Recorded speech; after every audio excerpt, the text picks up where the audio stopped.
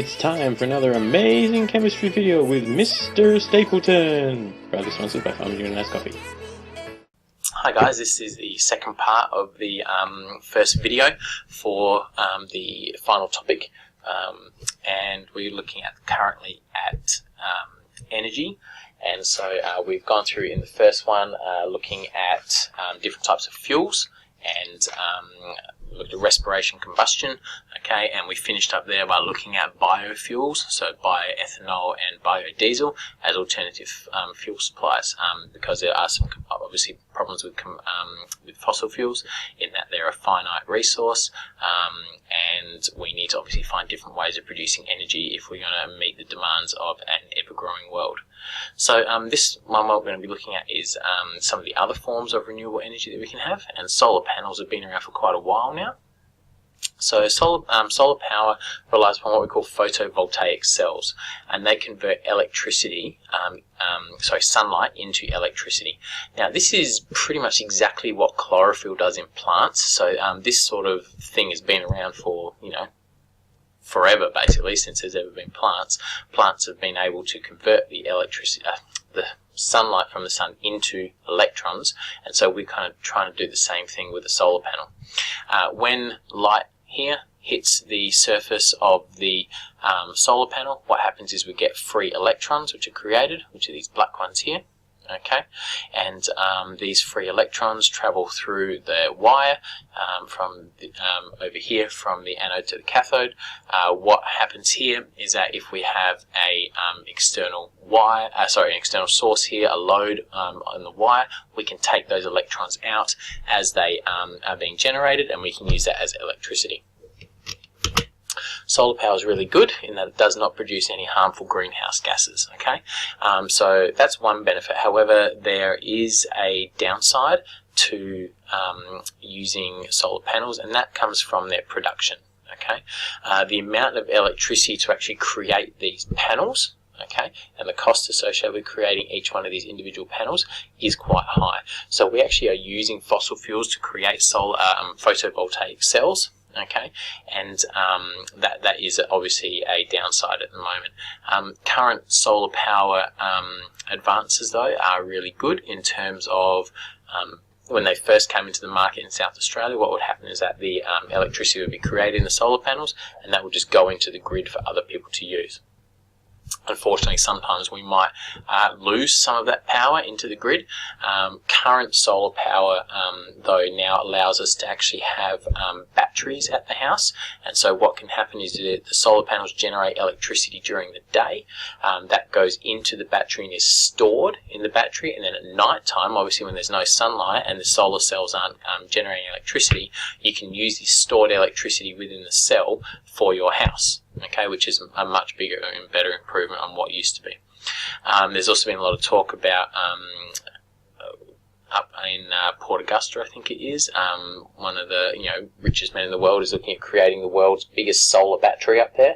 There's obviously a lot of sunlight there, so massive solar arrays, and that will provide a lot more energy for our state as well, which is really good.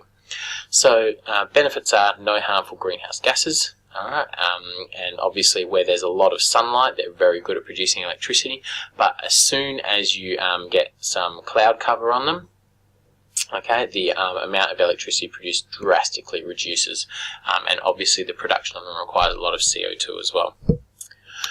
With wind power, okay, what we do is, so if we're looking at a wind turbine, you set these up somewhere where you have regular wind patterns, because you want something that's going to be continuously turning the blade.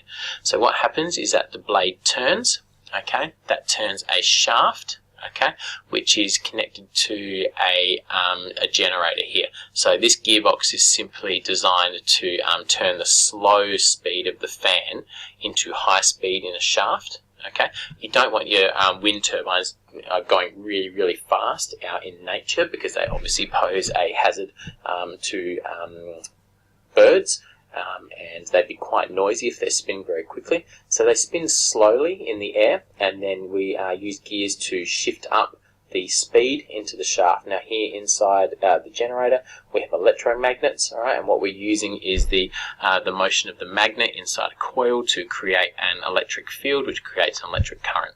So that's how we generate the electricity from a wind turbine. Benefit is they don't produce greenhouse gases, but if you'd never build them somewhere where you don't have a regular wind pattern, and obviously also because you're building them, you don't want to be building them in residential areas, so you might be taking away some farming area in these places where you create them.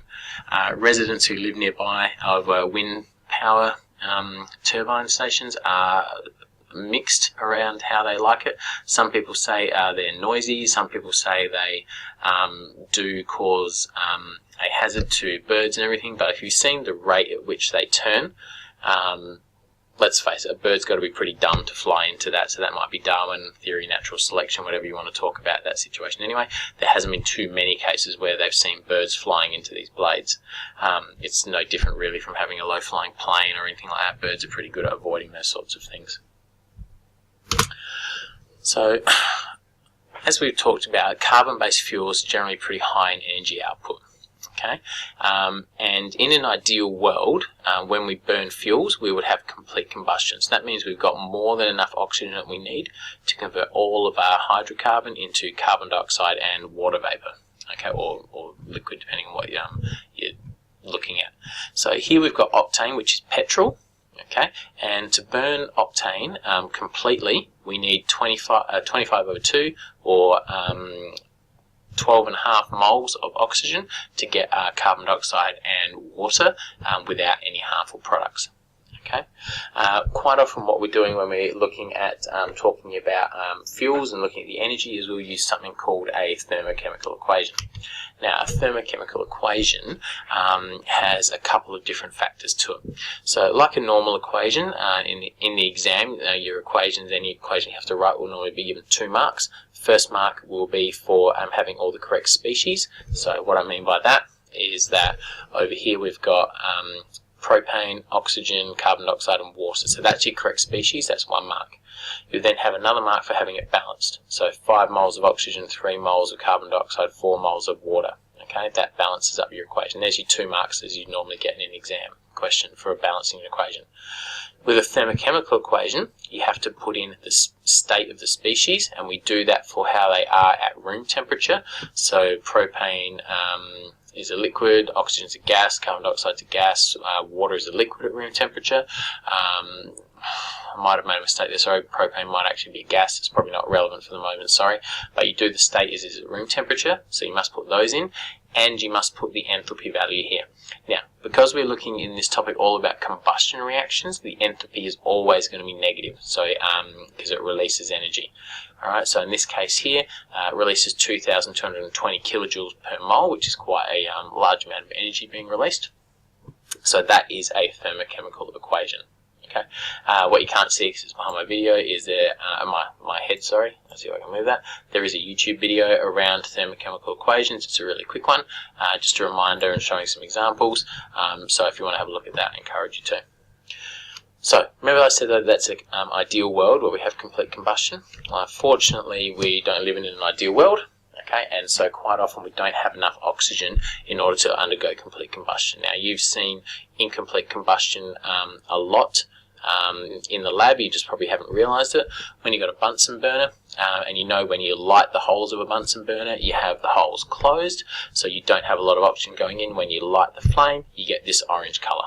Okay, that's a good sign of incomplete combustion. You probably noticed a little bit of black soot coming off of it as well.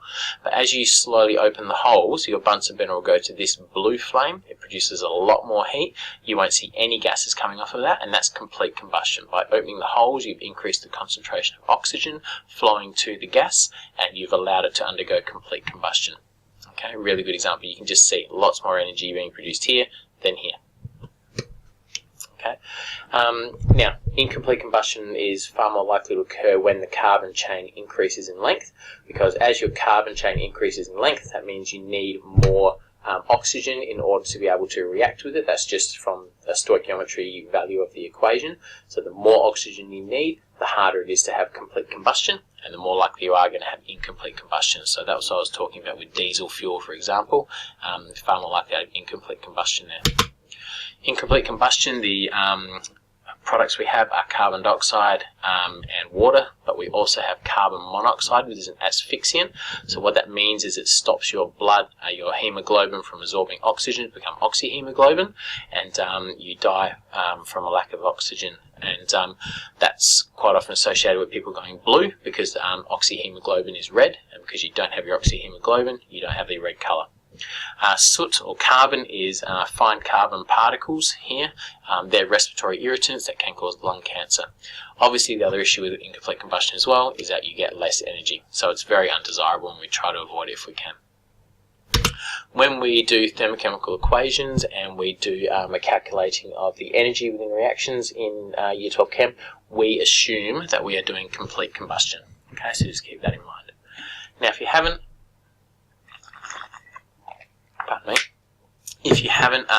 had a look at the equations for calculating amount of energy before, I suggest that on the next slide you have a look at the YouTube video that I've got a link there for. But basically, the amount of energy or heat released in a reaction relies upon this equation. So 4.18 is what we call the constant for this, all right, and it relies. It comes from all the research that's been done that's found out that it takes 4.18 joules of energy to raise 1 ml of water by 1 degree Celsius. Okay, and it's called Coulomb's constant. Okay, so 4.18 joules of energy to raise 1 ml of water by 1 degree. So if we know how much energy it costs to raise 1 ml of water by 1 degree, if we've got that energy, we multiply it by our change in temperature, by how many degrees it goes up or down, and the volume that we're heating, we know we can calculate the energy or heat released. Now, when you're doing this in the exam, make sure you always give your answer as a positive value, because you can't release a negative amount of energy. Hope that makes sense. Even though this is exothermic and delta H will be negative, and we'll talk about that on the next slide, when you're doing about energy or heat released, this will be a positive value. Okay? This is the equation if you want to calculate the enthalpy for the reaction. So notice that this is the heat released or generated in the reaction, and what we're trying to do is convert it into, so this was in joules. Okay, so I should have stated that back here the energy you'll get will be in joules, because it takes 4.18 joules of energy. Okay, so here we want to convert it into kilojoules, so divide by 1000 to get it into kilojoules, and then we divide by number of moles to get kilojoules per mole. Okay, so I really strongly suggest you check out this video. It will give you some good advice on how to do it. I'll hover over that so you can see the link as well if you need to. Some assumptions made in this, like I said, 4.18 joules to raise 1 gram or 1 ml of water by 1 degree, because another assumption is that the density is 1 gram per milliliter. Obviously, as you start introducing salt or other things, the density of the water changes, but we assume it's 1.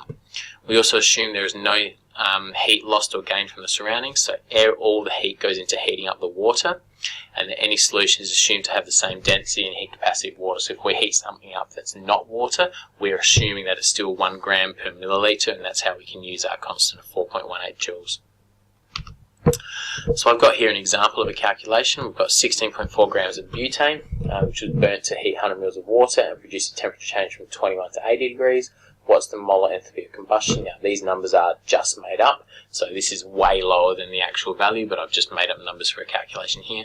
So we calculate the number of moles by dividing the mass of 16.4 grams by the molar mass of butane, which is 58.12.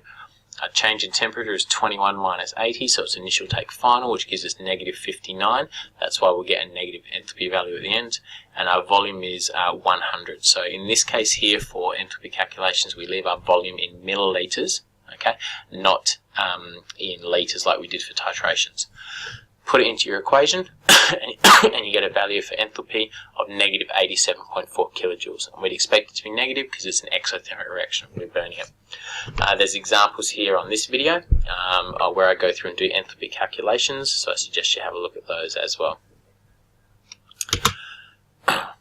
Now, there are some errors that can occur in this, so particularly if you do this in a practical at school, you're going to find quite a few errors. The major error you get is heat loss to the surroundings.